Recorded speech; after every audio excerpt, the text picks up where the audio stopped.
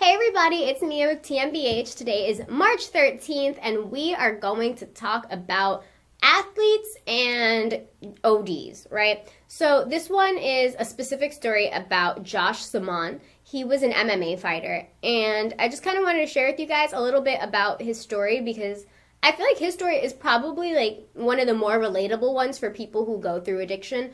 Really, it just starts off pretty simple. He was like a young kid. He was kind of always like a bit of like a hothead. Like he was known for being like, I wouldn't want to, yeah, he was known for being aggressive, which is like, I mean, he's a boy. He was the young boy. And I mean, it's not that all boys are this way, but you know, he was just this like young kid. He was a hothead. He was like always kind of getting himself into trouble, whether it was in school, on the streets, at home. He was just a very like, you know, he's a little bit of a difficult kid, you know? And eventually his mom was like, no, I cannot deal with this. This is too much. You gotta go.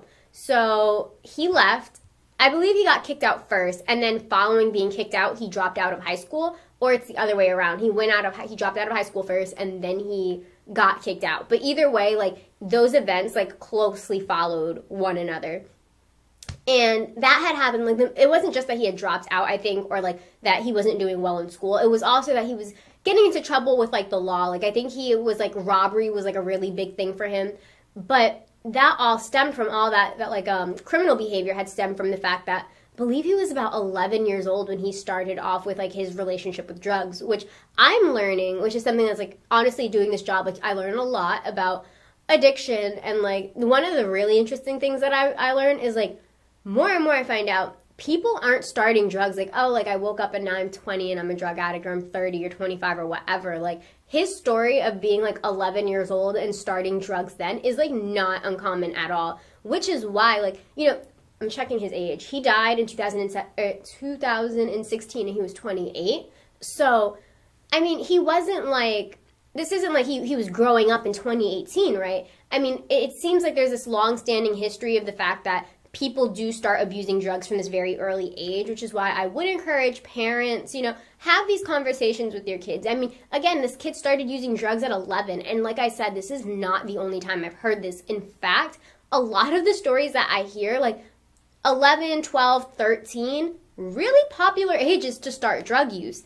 And so, like, it's also a time period where I think a lot of parents still feel like their kids are so young. Like, 11 is literally the year after 10. Like, we're not thinking about 10-year-olds on drugs. I know that, but unfortunately, we have to. And we have to have these very candid conversations with kids because we want them to avoid situations like Josh's.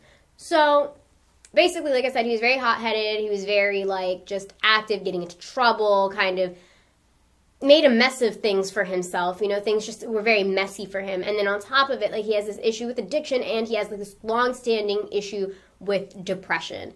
And obviously, depression doesn't help drug usage. If you didn't know, it's not very helpful. And so he was going through some shizness. And then he ended up going on this show. I think it's called The Ultimate Fighter. And he didn't win that show, but he got a lot of publicity off of that show, which was good for him because then that allowed him to kind of like boost his career. And he ended up having like a lot of matches from that. I don't know a lot about MMA, so like work with me here. But he had a lot of matches following that, and so he was doing okay for himself, and like he was kind of getting known. Like apparently on the show he was like, you know how like whenever you have like those reality shows, there's always like that dude that you love to hate. Like apparently that was him. Like he was like a little bit of a jerk, and people like to get mad at him, but at the same time they wanted to see him on TV. So he was that kind of dude, and that just kind of like that was pretty much his life like story. Like he was like people seemed to find him to be very difficult to deal with, and then he got this girlfriend, and her name was Haley, and she had been, I guess, he had known her prior, like, I guess he was younger when he knew her, so, like, prior to him, like, getting a little bit famous. And so she had actually OD'd off of heroin at one point, and then went to rehab, and then she got clean and came out, and they, like, reconnected, and she, like, apparently really changed his world. Like, she made him a lot softer, just like he was starting to show more interest in the people around him and wanting to be more helpful, wanting to be more kind. Like she really inspired him to be a much better person to be a much more loving person, you know? And so that was a great relationship for him. But unfortunately, I guess she was driving one night and it had been raining and they were texting back and forth. She was texting him and she hydroplaned and she passed away in that car accident. So, I mean, I feel like that story made me so sad for him because, like, that has to be horrible. Like, you've gone through, like, whether or not you want to say it was his own fault that he was difficult or whatever. Like, he went through some rough stuff and life wasn't easy for him. And he found someone who made things better for him. And I'm sure he felt like, you know, when she passed away, that, like, his happiness was gone because I guess he felt that she gave him that happiness. And so when she passed away, he was in the process of writing a book, right? And he decided that after she passed, he was dedicated and, like, driven to write this book. And he was like, this is going to be in Haley's honor. And then he had decided that that wasn't enough. He wanted a final chapter because he had left fighting when she passed away. He stopped fighting. He was like, I'm going to go back in the ring and I'm going to win a fight in her honor. And so he had a fight on the day that was her birthday, and he beat the guy in a KO, which I know what that is. It's like the one thing I know what it is. So he beat the dude and he knocked him out, and, like, he had a really emotional win. Like, he cried, and it was a big deal for him because it was for her. Like, that persistence and that being able to just keep himself going. Like, since he's had such a hard time in his life keeping himself motivated and just going, like, him doing that for her was a big deal. But not that long after that particular match, I'd like to say within the few weeks after that, and I could be wrong, but I'm pretty sure within a few weeks of that, once the book was published and he had won that fight, for him, like, he did what he needed to do for her. And shortly thereafter, he passed away of a heroin overdose. I believe it was a heroin overdose. It was definitely an opioid overdose, but I'm pretty sure it was a heroin overdose.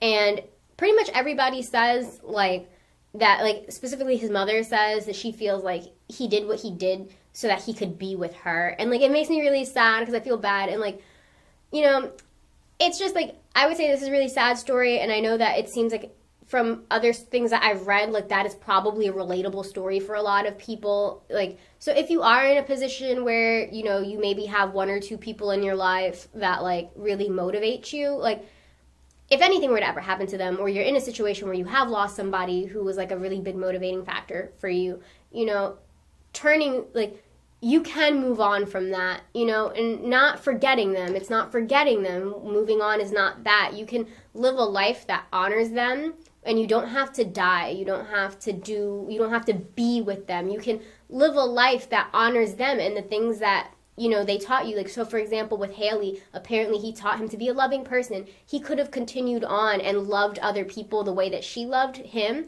and that could have been his contribution. So, like, his story is really sad, but at the same time, hopefully people learn from what happened to him and they choose to go the other direction instead of just wanting to be with that person. As much as I understand you might want to be with that person, just making that decision to, like, just give back what they gave to you through in life, you know, is I think that the person who passed would more likely want to see you do that as opposed to rushing yourself to a place where you don't belong yet. So yeah, that is that for the Josh Simon story.